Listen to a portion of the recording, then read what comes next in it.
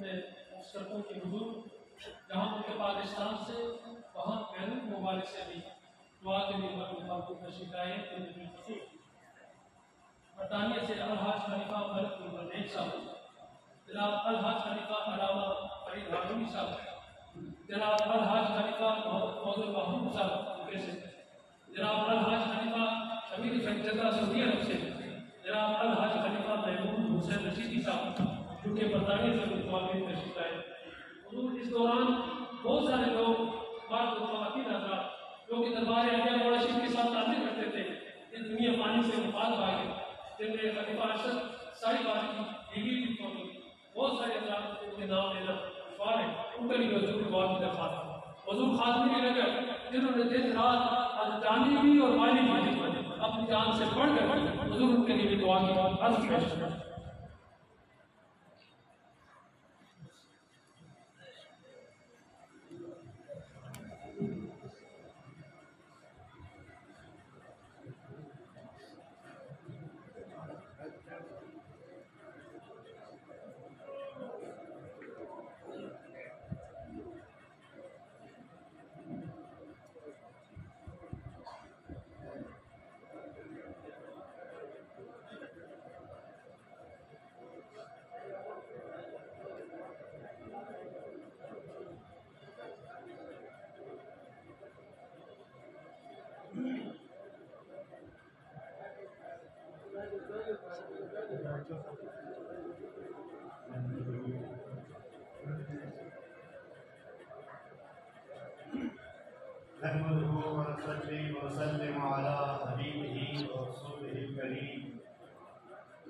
अम्मा बाद अऊज़ु बिल्लाहि मिनश शैतानिर रजीम बिस्मिल्लाहिर रहमानिर रहीम।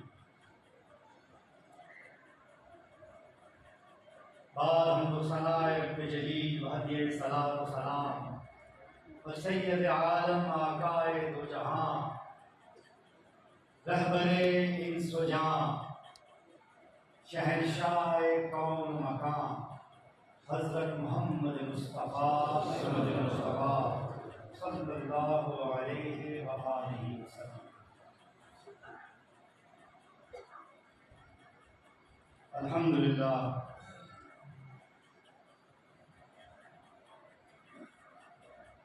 रब्बे ज़ुल जलाल का बेपनाह एहसान है कि मालिकुल मुल्क ने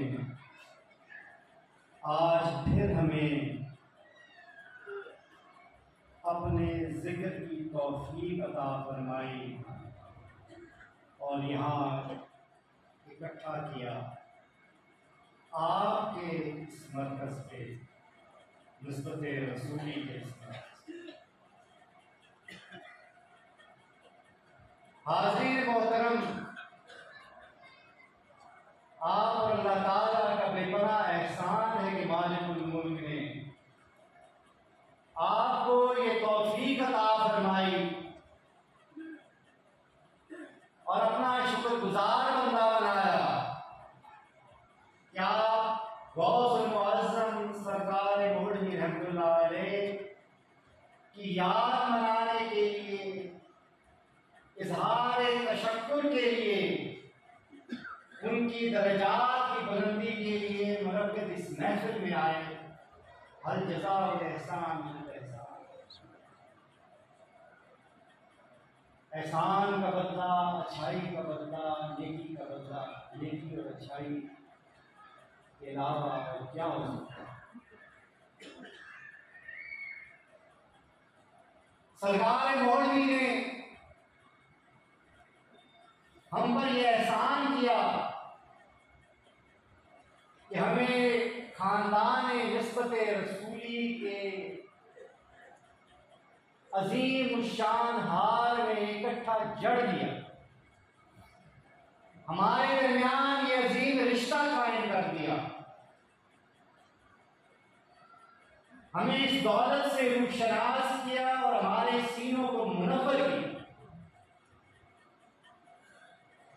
और इस एहसान का बदला कैसे उतारना है, ये हमारे मुर्शिद पाक गौसे ज़मां कुतुब दौरान शेर शाहबाजी आला हज़रत हाजी हारून रशीद रहमतुल्लाह अलैह ने हमें सिखाया। आज तकरीबन 7.5 करोड़ मरतबा कुरान करीम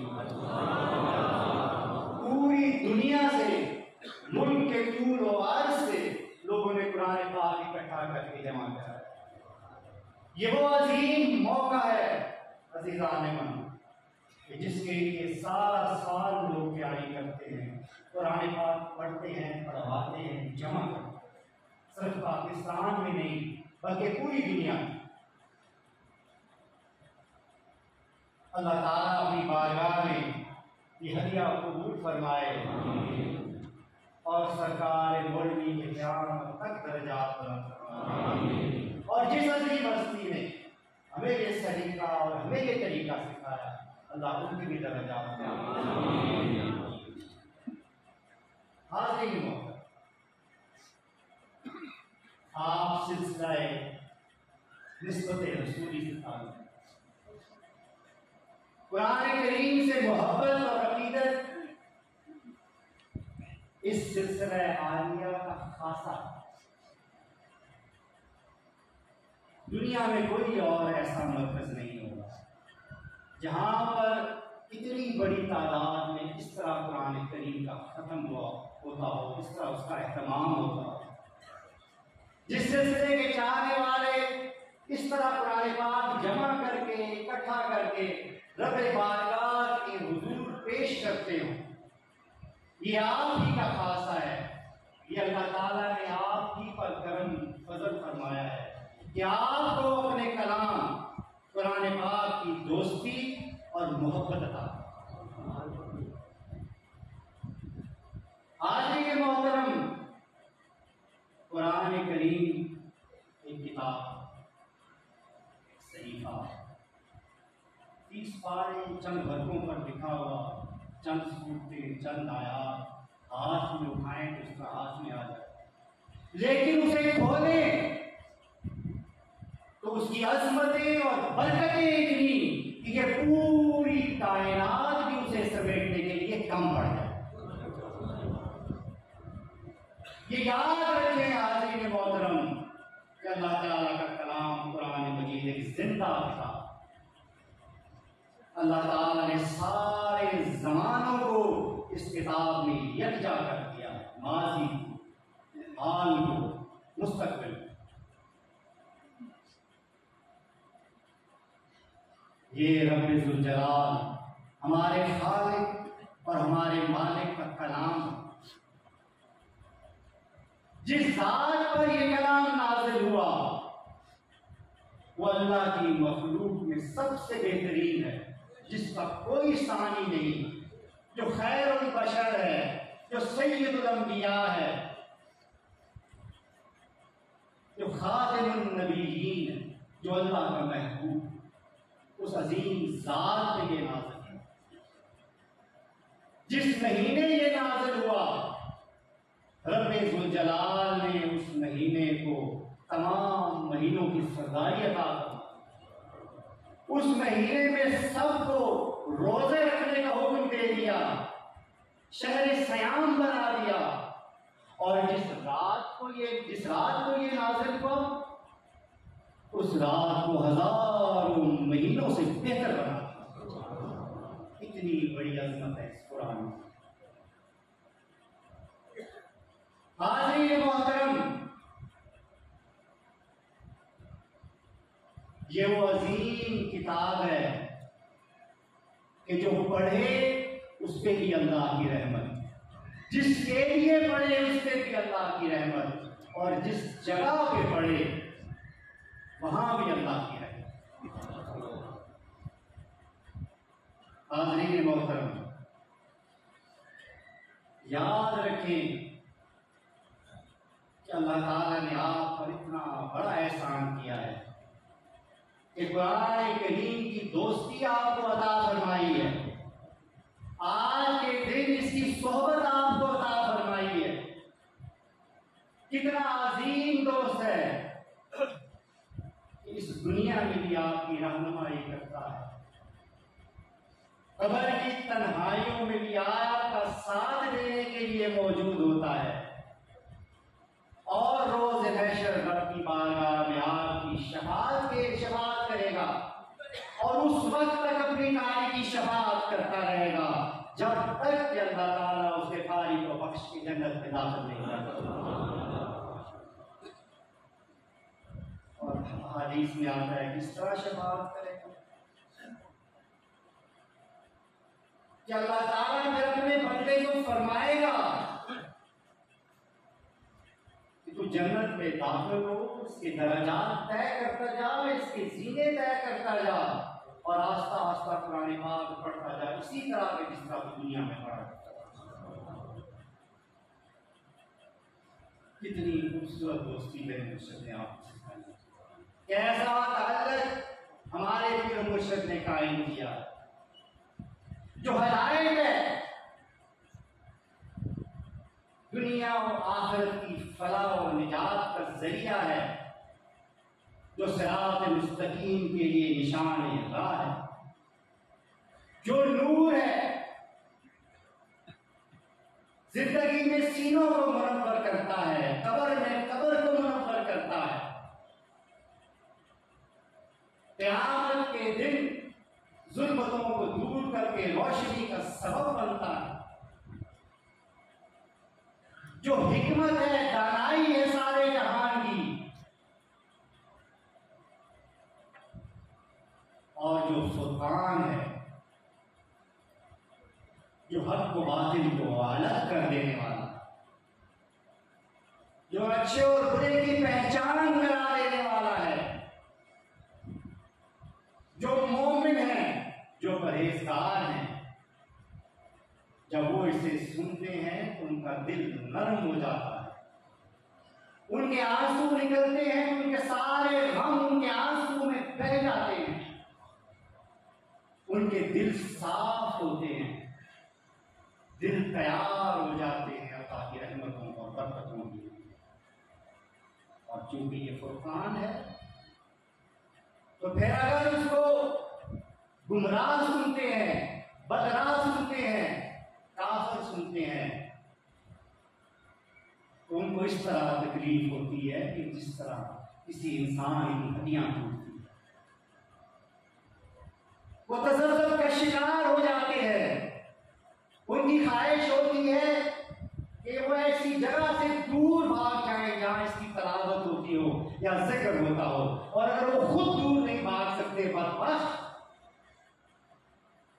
तो इसकी आवाज को खामोश कर दें ताकि वो उनके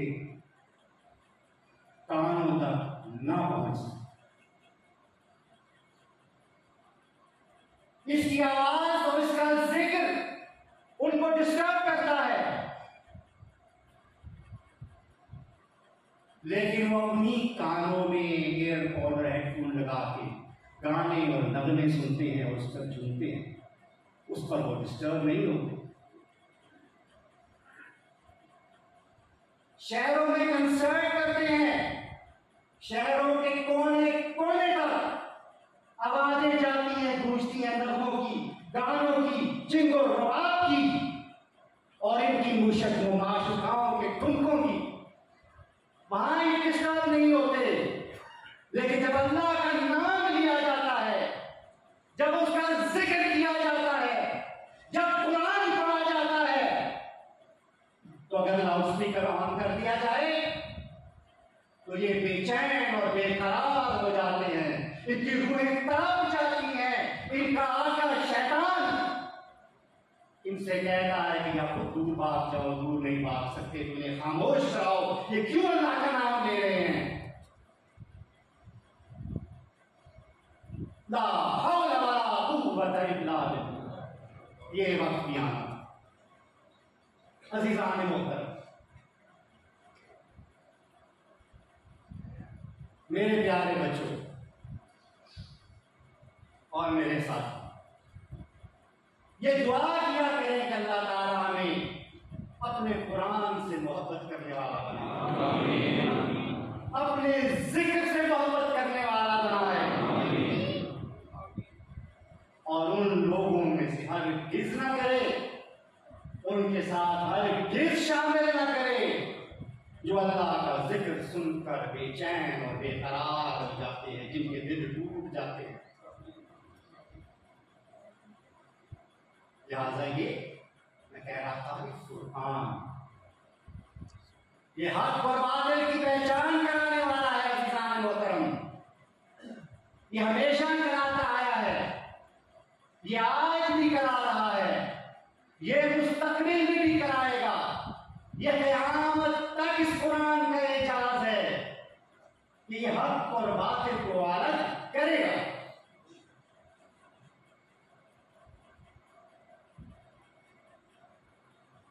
मेरे प्यारे भाई, हमारे पीर मुर्शिद सरकार मौलवी रहमतुल्लाह अलैह, उनकी जात गिरामी ऐसी जात थी जो हमें इत्तेहाद बैन मुस्लिमीन का दर्स दी। उनकी जिंदगी का दर हकीकत मिशन ही ये था कि आप मसलकी, फिक्री, फिरकावारियत, ग्रोही इख्तिलाफात से बालातर होकर एक ही नुक्ते पर मुत्तहिद हो जाएं, जो सब में कॉमन है, जो सबके लिए यकसा है। और वो कॉमन नुक्ता क्या है, वो मरकजी नुक्ता क्या है? वो नबी करीम अलैहिस्सलाम की ज़ात अक़दस। नबी करीम अलैहिस्सलाम की ज़ात अक़दस से अपना ताल्लुक़ बना लो, उनकी निस्बत, उनसे वाबस्तगी और उनसे मोहब्बत को अपने सीने में जगह दे लो। अगर ऐसा करोगे तो दुनिया और आखिरत की फलाह और निजात पाओगे। लेकिन याद रखो अज़ीज़ान मोहतरम, ये बात अपने बंधु से बांध लो मेरे बच्चों, मेरे भाइयों बहनों, कि अगर नबी करीम अलैहिस्सलाम से इश्क न हुआ, मोहब्बत न हुई, वाबस्तगी न हुई, ये कनेक्शन अगर टूट गया, जैसे हमारे पीर मुर्शिद हमेशा इस तरह बयान करते थे, जिस तरह पावर हाउस में और बल्ब में कनेक्शन होता है। एक तार, जब तक एक तार कायम रहेगा वो बल्ब रोशन रहेगा, जब ये कनेक्शन टूट जाएगा वो बल्ब बुझ जाएगा। ये कनेक्शन जब तक कायम है तो तुम्हारी इबादतें, तुम्हारी रियाजतें, तुम्हारी ये चीजें मंजूर है। लेकिन अगर ये कनेक्शन टूट गया तो याद रखो कि फिर ये इबादतें इरादत नहीं रहती, बल्कि वो सिर्फ आदत बन जाती है। ये याद रखो कि उस फिर ऐसा वक्त आता है कि इबादतें और रियाजतें भी सिर्फ एक सकाफती अमल बन के रह जाता है, कल्चरल प्रैक्टिस और कल्चरल इवेंट बन जाता है। उसमें ना इखलास होता है, ना उसकी रूह होती है, ना उसमें मोहब्बत होती है। लिहाजा इन सब चीजों का फायदा तभी है अगर आपके सीनों में नबी करीम अलैहिस्सलाम की मोहब्बत है, इश्क है, और आप नबी करीम अलैहिस्सलाम की सही इताअत करते हैं, तभी फायदा है। इताअत और इत्तबा जो है वो भी तभी मकबूल है कि अगर उसके साथ निस्बत रसूली हो, मोहब्बत और इश्क हो, वरना वो दिखावा बन जाता। ज़ाहिरी तौर पे अताअत करने वाले हमारे आका अलैहिस्सलाम के जमाने में भी मुनाफिकीन मौजूद थे और उसके बाद भी थे। कहते थे हम अताअत कर रहे हैं, इत्तबा कर रहे हैं, नमाजें पढ़ रहे हैं, रोजे रख रहे हैं। ज़हराना साहब ने खाके की मिसाल दी। मेरे आका अलैहिस्सलाम की हदीस से मुबारक है, आपने फरमाया था कि आने वाले वक्त में ऐसे लोग भी आएंगे कि तुम लोग, यानी सहाबा इकराम से कहा कि तुम लोग अगर उनकी नमाजों को, उनकी इबादतों को, उनके कुरान पढ़ने को देखो तो तुम शर्मा जाओ, घबरा जाओ। वो इतना कुरान पढ़ते होंगे, इतनी इबादतें करते होंगे कि अपने सरों को मसल्ले से अलग नहीं करते होंगे, लेकिन वो हम में से नहीं होंगे, उनका हमसे कोई ताल्लुक नहीं है, क्योंकि उनका कुरान उनके हलक से नीचे नहीं उतरता होगा, उनका कुरान उनके दिलों पर असर नहीं करता होगा। लिहाजा दिल की अहमियत, अजीजा ने मोहतरम, वक्त इंतहाई कम, लेकिन बात एक और भी बहुत जरूरी है।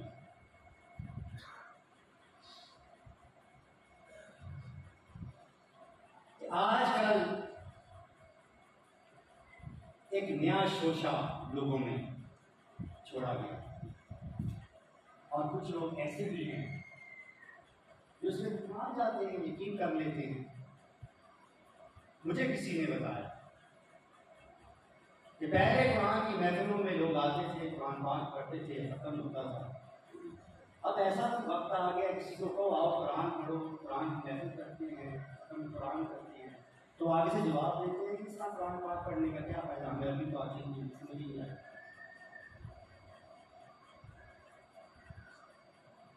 ये एक नया ब्रिगेड शुरू हो गया है, मानी ब्रिगेड। इसमें शक नहीं कि कुरान पाक को पढ़ना, पढ़ के समझना और उस पर अमल करना अफजल तरीन है। लेकिन अजीज मोहतरम, ये फिजिक्स की किताब नहीं है, ये कोई साइंसी फार्मूलों की किताब नहीं है कि खोल के फार्मूला समझोगे तभी फायदा होगा, अगर वैसे पढ़ लोगे तो कोई फायदा नहीं, बंद करके कहीं रख दो। नहीं, ये मेरे रब का कलाम है।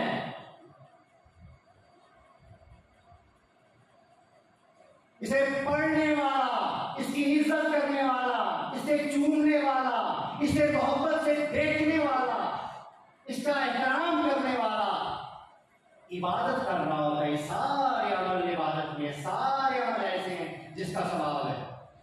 अगर सिर्फ समझने से ही सवाब होता तो मेरे आका की हदीस सबने सुनी कि लाम मीम पढ़ोगे तो 30 नेकियां मिलेंगी, अलफ की 10, लाम की 10, मीम की 10।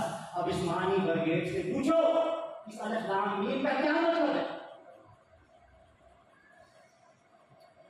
इस अलफ लाम मीम पे अब कैसे तुम अमल करोगे? हाज़रीन मोहतरम, ये कुरान का इजाज़ है कि रब ने इसे आसान कर दिया। आपको ऐसे ऐसे लोग भी मिलेंगे, देहातों में चले जाएं, ऐसी बूढ़ी औरतें भी मिलेंगी जिन्हें अपनी जुबान उर्दू में अपना नाम लिखना और पढ़ना नहीं आता, वो भी माशाअल्लाह कुरान पढ़ती है। क्या उनसे आप छीन लोगे?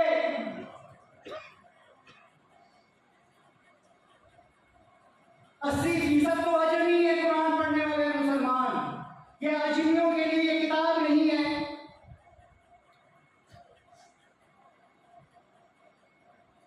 इसलिए याद रखें, कुरान की फजीलत याद रखें। जब आप कुरान पढ़ते हैं तो अल्लाह ताला की रहमतें और बरकतें आप पर नाज़िल होती हैं।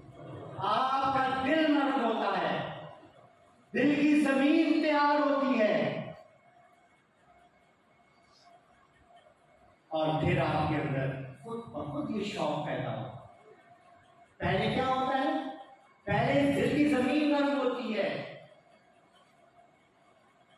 इखलास पैदा होता है, क्योंकि आप ये कह रहे हो, अगर कुरान नहीं भी समझ रहे तो आप पढ़ रहे होते हैं, उसको सुनकर रो रहे होते हैं, आपका दिल गवाही दे रहा होता है कि मैं जो सुन रहा हूँ ये हक है, ये सच है, इसमें कोई शक नहीं ला रहे, ये बिल्कुल सच्ची बात है। ये और बात है, मैं तो अजमी वाली जानता ही नहीं हूँ, ऐसा करने वाले की तो उससे भी बड़ी फजीलत है कि जैसे अरबी आती हो और वो पढ़ता। ये तो और ईमान की पुख्तगी की निशानी है। लिहाजा जब आप पढ़ते हैं दिल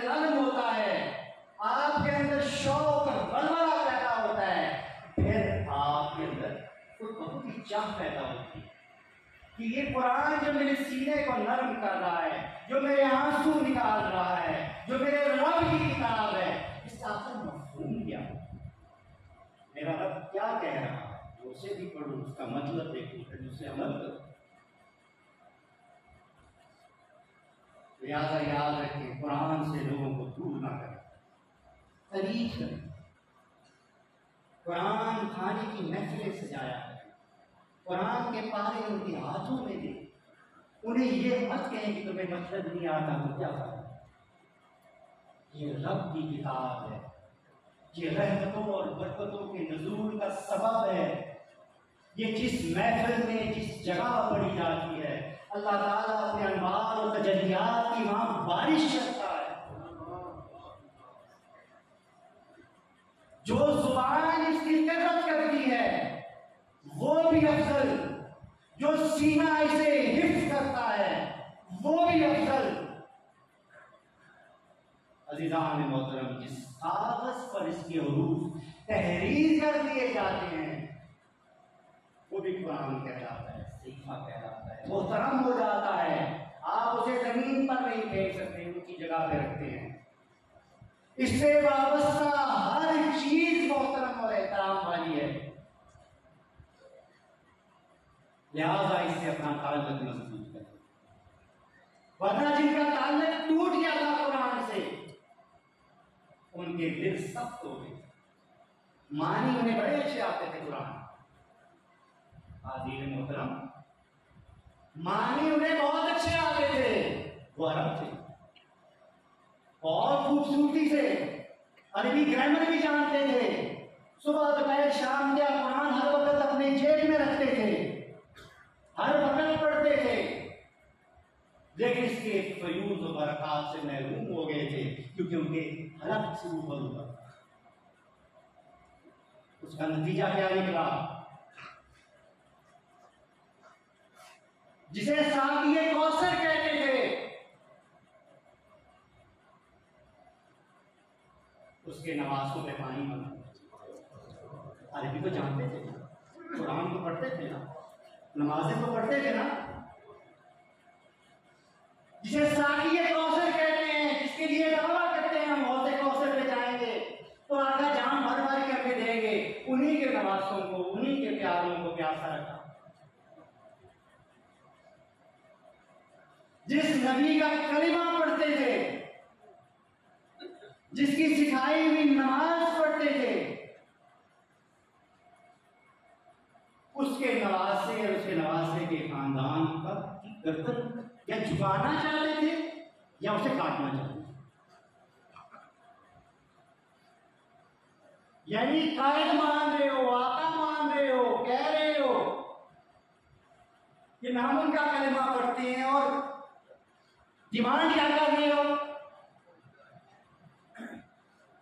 मानते क्या हो, अकल के अंधो, कहते हो अपनी गर्दन को हमारे सामने झुका दो वरना हम काट देंगे।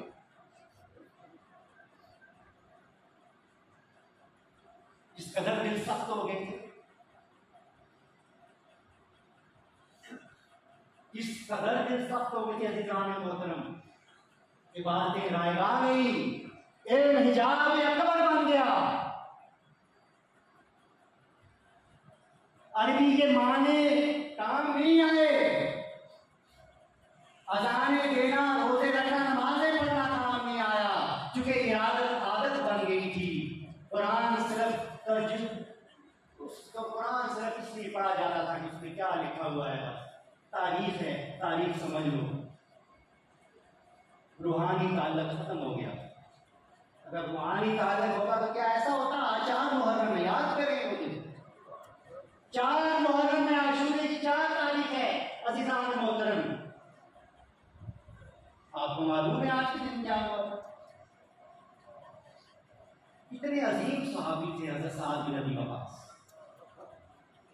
कितने अजीम सहाबी थे कि मेरे आका अलैहिस्सलातु वस्सलाम ने फरमाया जंग उहद के मौके पे, ऐ साद तुम पे मेरे माँ बाप कुर्बान। ये अजमत थी। और उनका बेटा क्या करता था? उमर बिन साद, कुछ अमर बिन साद कहते नाम उसका उमर बिन साद। आज 4 मुहर्रम को उबैदुल्लाह इब्न ज़ियाद का खत आया था साद बिन नबी वक़ास के पास, या हुसैन की बैत लो या इस सख्ती करो और खत्म करो। आज के दिन से ये ऑर्डर रिसीव हुए। ऑर्डर देने वाला भी ऑर्डर लेने वाला भी दोनों खुद को मुसलमान कहते थे, दोनों नमाजें भी पढ़ते थे, कुरान भी पढ़ते थे, बात तर्जुमा पढ़ते थे। भाइयों तर्जुमा क्या पढ़ते थे? खुद उनको तर्जुमा आता जो अरबी होते। इस तरह उनका ताल्लुक कट गया। और जब साद नबी वक़ास को ये खत मिला तो वो घोड़ा दौड़ा रहा था, वो खुद भी इतने ज़्यादा पर लानत कर रहा था, कहता बदबख्त ने क्या लिख दिया है, ये तो कम वक्त बस से जो इमाम हुसैन अलैहिस्सलाम को नहीं छोड़ेगा। घोड़ा दौड़ा रहा था और कह रहा था मुझे मालूम है हुसैन का साथ दिया तो जन्नत मिलेगी, मुखालफत की तो जहन्नम मिलेगी, लेकिन क्या करूं कि मुझे बसरा के और कूफा के ये बागात बड़े पसंद हैं। मुझसे तो इब्ने ज़ियाद और यजीद ने यहाँ की हुक्मरानी का वादा किया हुआ है, मैं इन्हें नहीं छोड़ सकता। इस तरह अक्ल पे पर्दा पड़ गया था।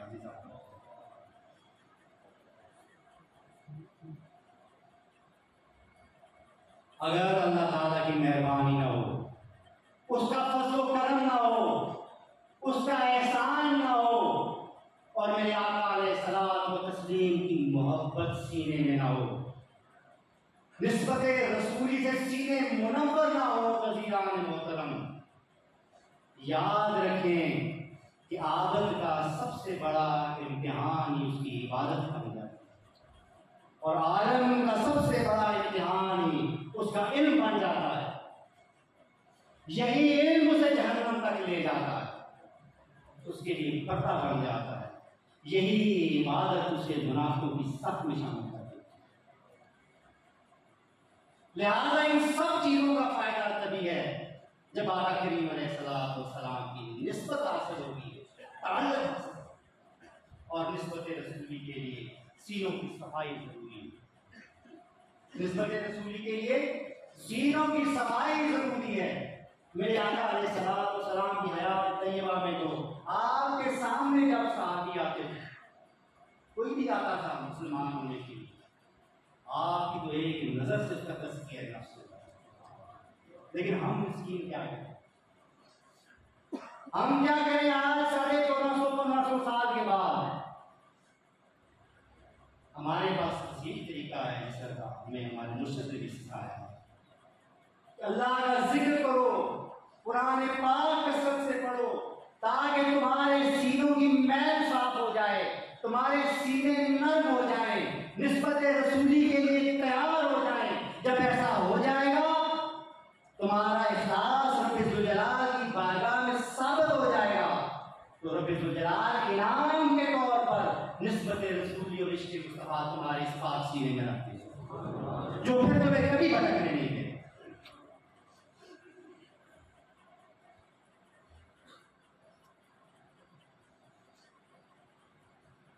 लिहाजा हमेशा अल्लाह के जिक्र से अपनी जुबानें तर रखा, कुरान पाक पढ़ते रहा ताकि अल्लाह ताला का एहसान हम पर हमेशा कायम रहे और उसके महबूब अलैहिस्सलाम के इश्क से हमारे सीने हमेशा मुनव्वर रहे। आप लोग मसलक से ऊपर, सिलसिले के इख्तलाफ से ऊपर, छोटे मोटे गिरोही इख्तलाफ से ऊपर, इसलिए कि मेरे बच्चों, मेरे भाइयों, मेरी बहनों, आप सिलसिला निस्बत रसूली वाले, आपका तरीका भी निस्बत रसूली, आपका सिलसिला भी निस्बत रसूली, आपका मसलक भी निस्बत रसूली। किसी और मसलक, किसी और तरीके का नाम लेने की जरूरत नहीं, ना अपने नामों के साथ जोड़ने की जरूरत है। हमारा सिलसिला भी यही है, हमारा मसलक भी यही है, हमारा तरीका भी यही है। इसलिए कि हमारे पीर व मुर्शिद ने हमें ये तरीका सिखाया था कि निस्बत रसूली का दर्स ये है कि तुम ये समझो कि तुम सन 11 हिजरी में जिंदा हो। अगर तुम ये समझोगे कि तुम सन 11 हिजरी में जिंदा हो तो ये तमाम मसलकी इख्तलाफात, तमाम फुरोई इख्तलाफात, तमाम फुरोई इख्तलाफात सबसे खुद ब खुद बालातर हो जाओ। उस वक्त ना कोई बरेलवी था, ना कोई देवबंदी था, ना कोई वहाबी था, ना कोई शिया था, ना कोई सुन्नी था, सारे मुसलमान मेरे आका के गुलाम।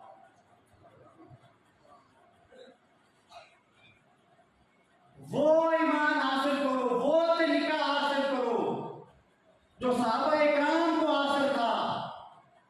सन 11 हिजरी को देखो, वो वक्त देखो, उन चमकते सितारों का सोचो, उनको अपना निशान राह बनाओ।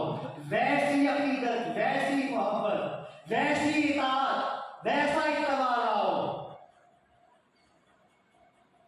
फिर कोई जरूरत नहीं पड़ेगी तुम्हें तफरकाबाजी की।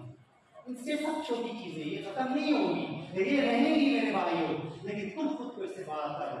ऐसी मजलिस, ऐसी महफिल, ऐसे खतीब से दूर रहो जो मेरे आका की उम्मत में तफरका डालता हो, जो तफरकाबाजी की बातें करता हो, जो फिरकावारियत को हवा देता हो, जो अपने पेट की खातिर मिर्च मसाले लगाकर मिंबर रसूल पर बैठकर कूदता हो खामखा, ताकि उसे उसी रसूल अरबी की उम्मत में आपस में इख्तिलाफ पैदा हो। ऐसे लोगों से दूर रहो, क्योंकि तुम रास्ते बनाने वाले, पुल तामीर करने वाले, दिलों को जोड़ने वाले हो, दीवारें खड़ी करने वाले नहीं हो, दूरियां पैदा करने वाले नहीं। अपने अमल से साबित करो, किसी को बुरा ना कहो, कोई जरूरत नहीं। हर कोई अपनी शराय सदर के मुताबिक मेरे आका की गुलामी कर रहा है। हमें क्या जरूरत है? माल की जो दी तो रब की जात है। जिसने कलमा पढ़ लिया, जो खुद में नबूवत में ईमान ले आया, वो मुसलमान हो गया, उसका फैसला रब की जात पर है। अल्लाह के काम अपने हाथों में ना लो। माल की जो दीन वो है, वो फैसला कर देगा। तुम आपस में झगड़ा करके मेरे आका की उम्मत का माहौल खराब नहीं। अपनी शराय सदर के मुताबिक, अपने यकीन के मुताबिक, अपने ईमान के मुताबिक इखलास के साथ अमल पैरा हो अपने तरीके। ना किसी को बुरा करो, ना किसी की गलतियां टटोलो। हाँ, पता चल सके तो किसी की अच्छाइयां ढूंढ लो, उनका तस्करा। अल्लाह ताला मेरे आका की सुन्नत में इत्तेहाद अता फरमाए। सारे दोस्त मिलकर अब अल्लाह की बारगाह में इंतहाई आजिज़ी से दुआ करें। अल्लाह ताला हमारी सही को, हमारी कोशिश को अपनी बारगाह में कबूल और मकबूल फरमाए। अल्लाह ताला इस महफिल के फयूज़ व बरक़ात से हमारे सीनों को मुनव्वर फरमाए। जिस मकसद के लिए ये महफिल मुनक़्क़द की गई थी, अल्लाह ताला उसे दीवार का हम कबूल फरमाए। सरकार मुर्गी की दर्जात बुलंद फरमाए। हाज़रीन मोहतरम,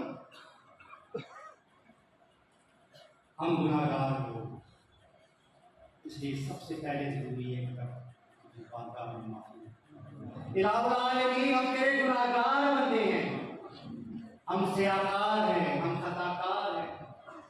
कदम कदम पर हमसे गुनाह होते हैं, करवट करवट गुनाह होते हैं। हम भूलने वाले हैं, हम कमजोर से कमजोर तर हैं मेरे मौला।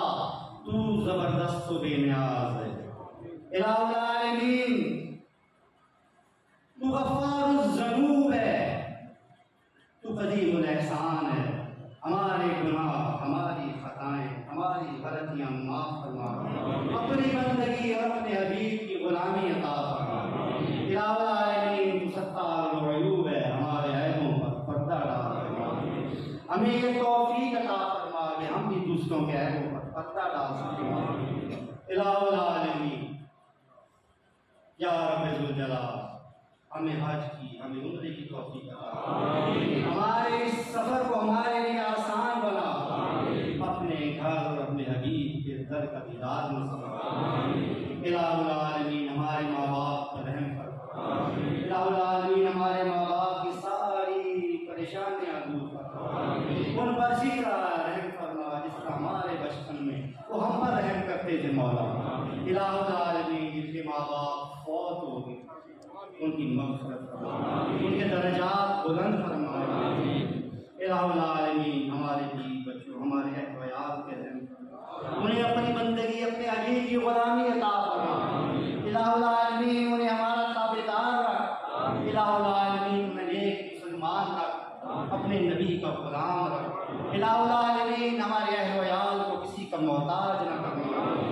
इलाहुल आलमीन उन्हें हमारी आंखों की ठंडक करवा, चैन बना देना।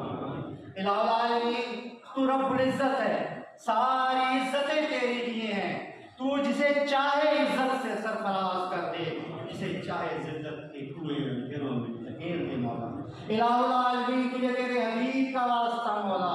इलाहुल आलमीन हमारी इज्जतों की हिफाजत करना, इलाहुल आलमीन जिल्लत और रुसवाई से बचाना मौला, मौला बेइज्जती और बदनामी से बचाना मौला।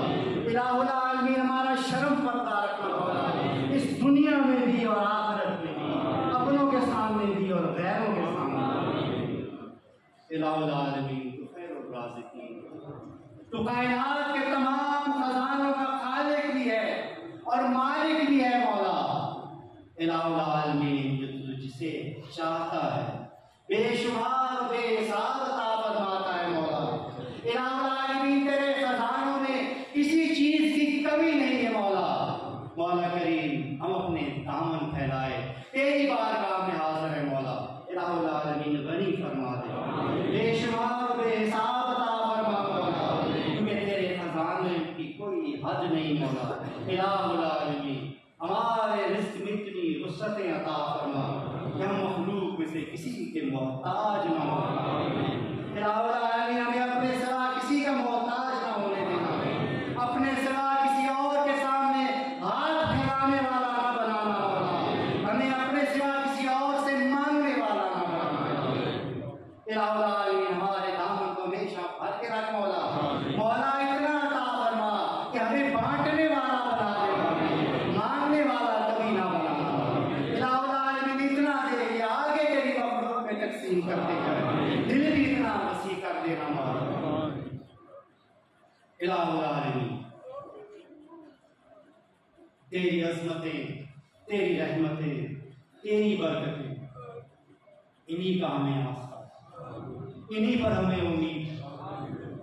इलाहुल आलमीन हमें नाउम्मीदी से बचाना, हमें कभी नाउम्मीद न करना, हमें कभी मायूस न करना। इलाहुल आलमीन सारा सुकून तेरी तरफ से, सारा इत्मीनान तेरी तरफ से। इलाहुल आलमीन हमें बेसुकूनी से बचाना, बेइत्मीनानी से बचाना, इज़्तिराब से बचाना मौला। मौला अपने नाम की और अपने हबीब के नाम की ऐसी लगन अता फरमा दे मौला कि यही हमारे सुकून का जरिया बन जाए। इलाहुल आलमीन हमें अपना इबादत गुजार और शुक्र गुजार बंदा बना, इसी में सुकून तलाश करने वाला बना, इससे मदद करने वाला बना। या अल्लाह ज़िक्र कुरान से, इबादत से, अपने महबूब की मोहब्बत से बेजार लोगों में से ना करना, उनसे हमें बचा के रखना, उनसे हमें दूर रखना। या रब्बे ज़ुल जलाल तुझे तेरे हबीब पाक अलैहिस्सलातु वस्सलाम का वास्ता। इलाहुल आलमीन हम तेरी पनाह मांगते हैं अपनों के शर से, तेरी पनाह मांगते हैं गैरों के शर से, तेरी पनाह मांगते हैं हर उस मखलूक के शर से कि जिसकी पेशानी तेरे कब्जे में है मौला।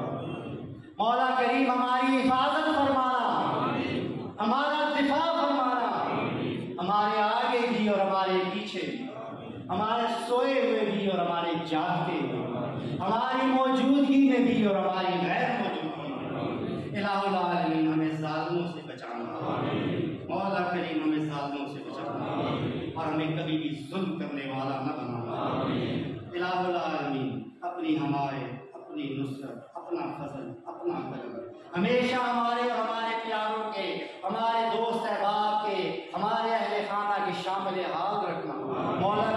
कभी भी किसी भी मुकाम, किसी भी मसले में हमें तन्हा ना छोड़ना। इलाहुल भी अपनी नुसरत से नवाजना मौला, क्योंकि तू ही हमारा खालिक, तू ही हमारा मालिक, तू ही हमारा ज़ादा के मौला। मौला तू ही काज़ियुल हाजा, तू ही हाजत रवा, तू ही मुश्किल कुशा। मौला हमारी सारी आरज़ुएं, सारी तमन्नाएं, सारी दुआएं तेरी ज़ात वाला सिफात तक है, तेरी ज़ात वाला शरीक के लिए है मौला, कि तू ही कबूल फरमाने वाला।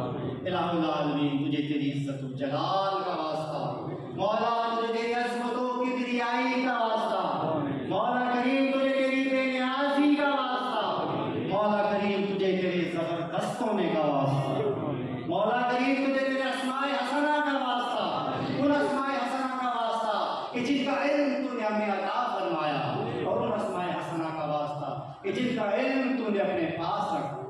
मौला करीम तुझे तेरे इसमें आज़म इसमें अकबर का वास्ता कि जिससे वास्ते से मांगी हर दुआ तू कबूल फरमाता है। मौला करीम तुझे तेरे हबीब पाक अलैहिस्सलाम का वास्ता।